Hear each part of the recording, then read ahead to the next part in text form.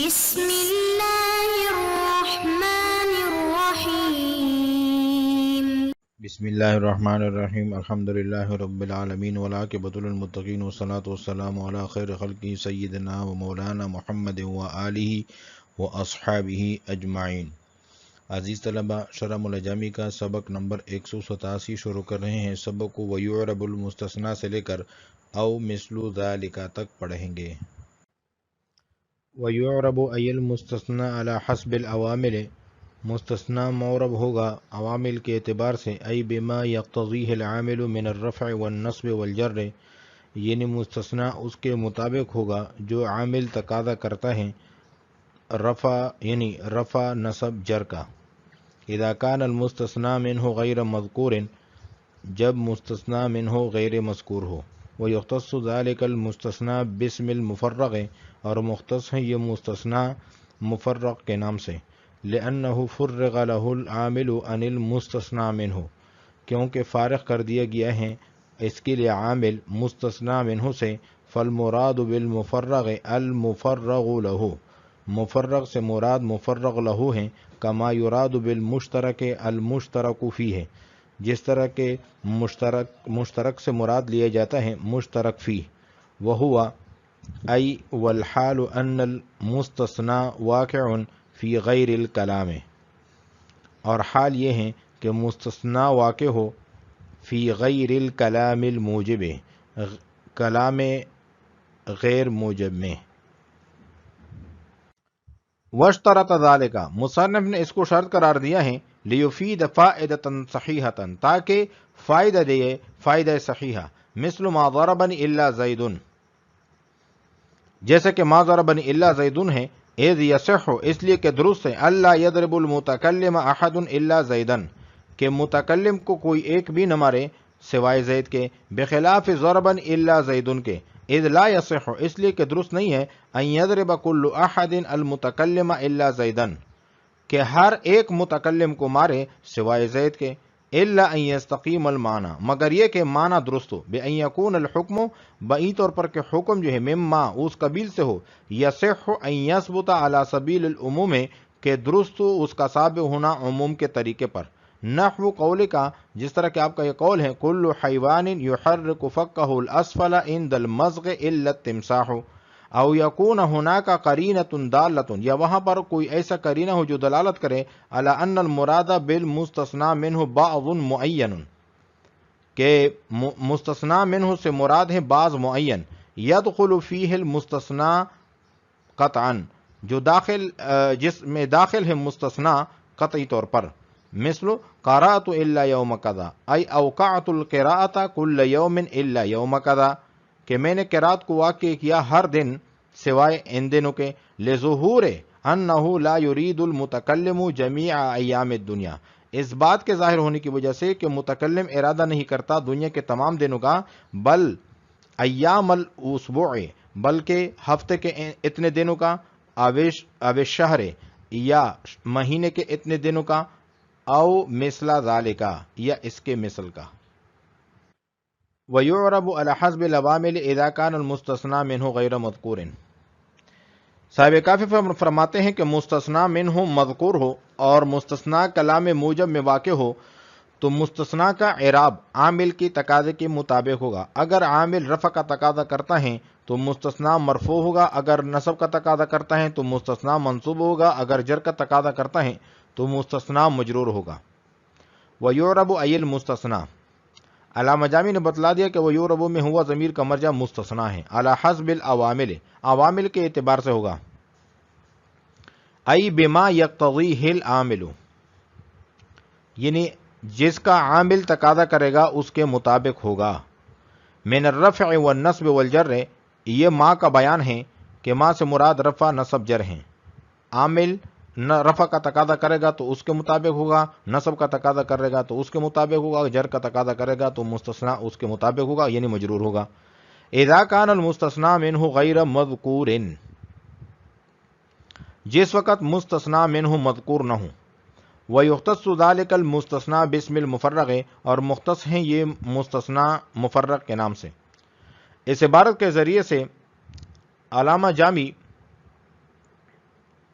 اصطلاح کا بیان فرما رہے ہیں کہ وہ مستثنا جس کا مستثنا منہ مذکور نہ ہو اس کا نام مفرغ رکھا جاتا ہے، لأنه فرغ له العامل عن المستثنا منہ، کیونکہ فارغ کر دیا گیا ہے اس کے لیے عامل مستثنا منہ سے۔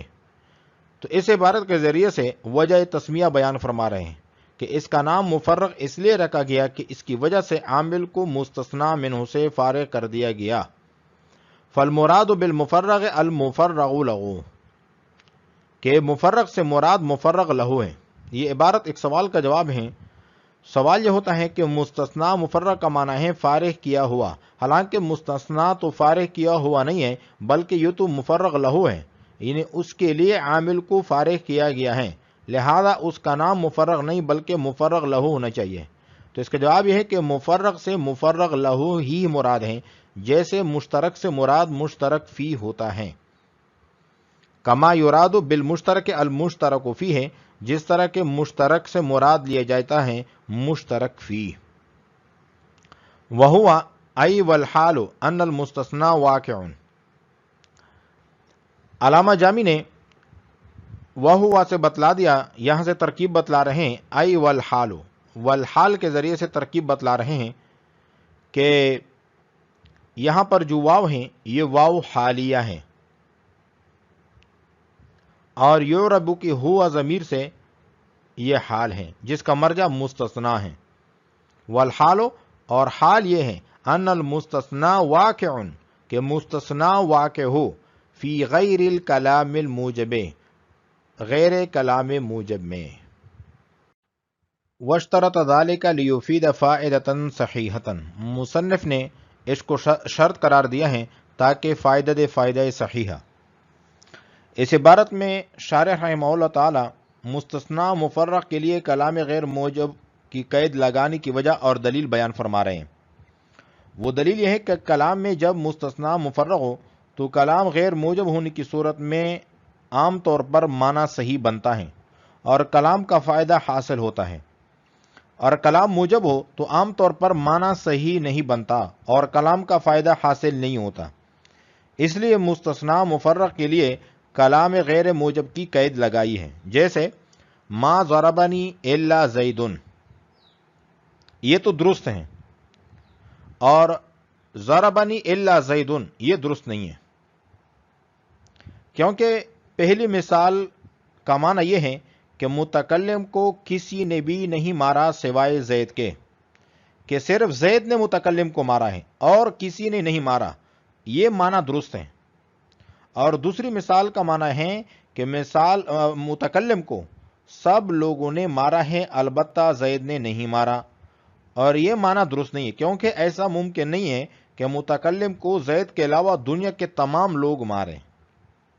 اگر کلام موجب میں مستثنا مفرغ واقع ہوگا تو اس سے فائدہ تامہ حاصل نہیں ہو سکتا، اور اگر کلام غیر موجب میں مستثنا مفرغ واقع ہوگا تو معنی بالکل صحیح اور درست ہوگا، اس لیے کلام غیر موجب کی قید لگائی ہے۔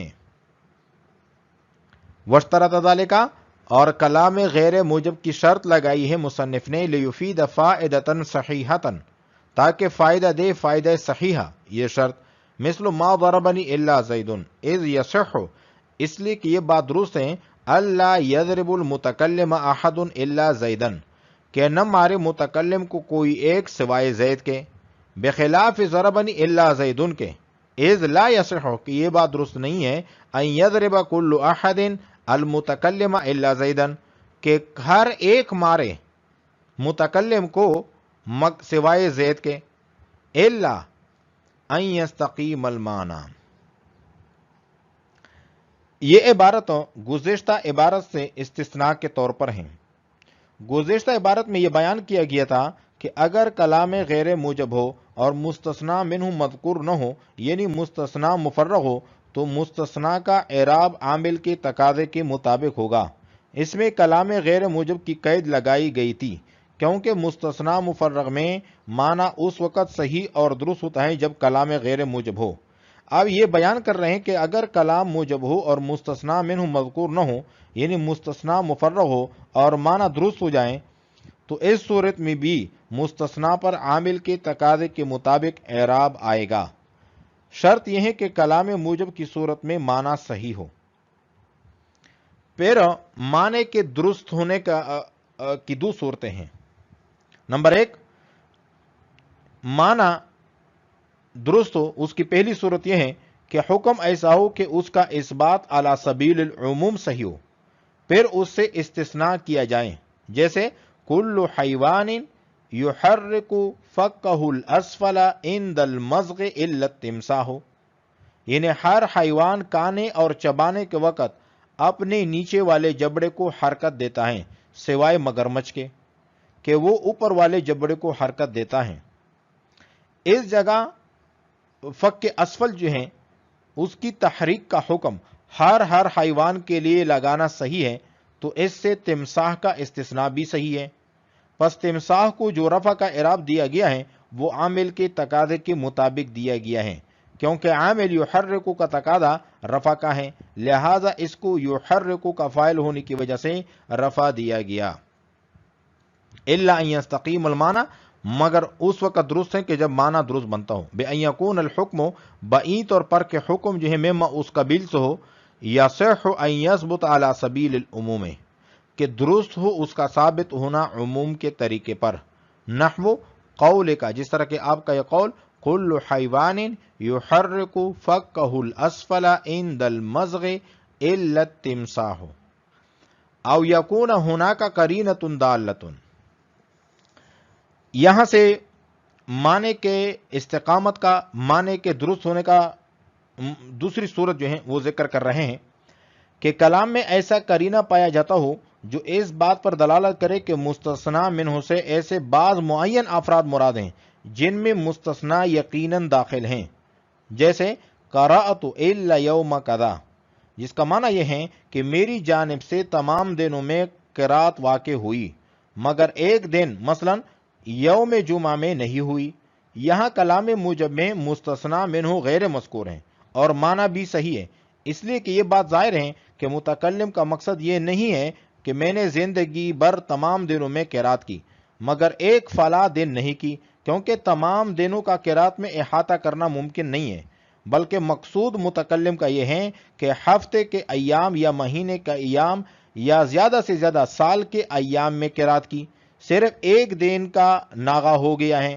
پس مستثنی منہ کے بعض کی تعین پائی گئی، کیونکہ قرینہ موجود ہے کہ قرات میں جمیع ایام دنیا کا احاطہ نہیں ہو سکتا، لہذا مستثنی کو عامل کے تقاضے کے مطابق اعراب دیا جائے گا، یعنی نصب، لہذا یوم قضا مفعول فی ہونے کی بنا پر منصوب ہوگا. خلاصہ یہ ہوا اگر مستثنی مفرغ میں کلام موجب ہو اور معنی صحیح ہو تو اعراب علی حسب العوامل ہوگا. او یکون ہناک قرینۃ دالۃ، یا وہاں پر کوئی ایسا قرینہ ہو جو دلالت کرے اس بات پر علی ان المراد بالمستثنی منہ، کہ مستثنی منہ سے مراد بعض معین، بعض معین افراد مراد ہیں، یدخل فیہ المستثنی قطعا، کہ جس میں مستثنی قطعی طور پر داخل ہو.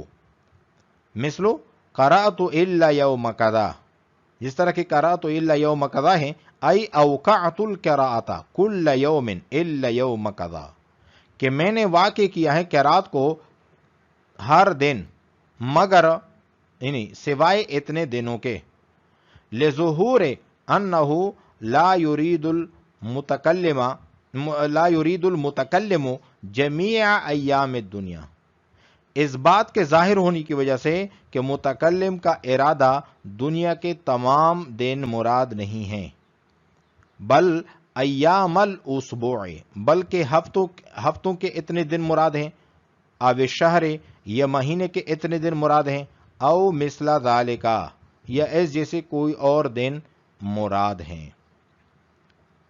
تو تمام یعنی دنیا کے تمام دنوں میں قرات نہیں کی بلکہ کچھ دنوں میں قرات کی،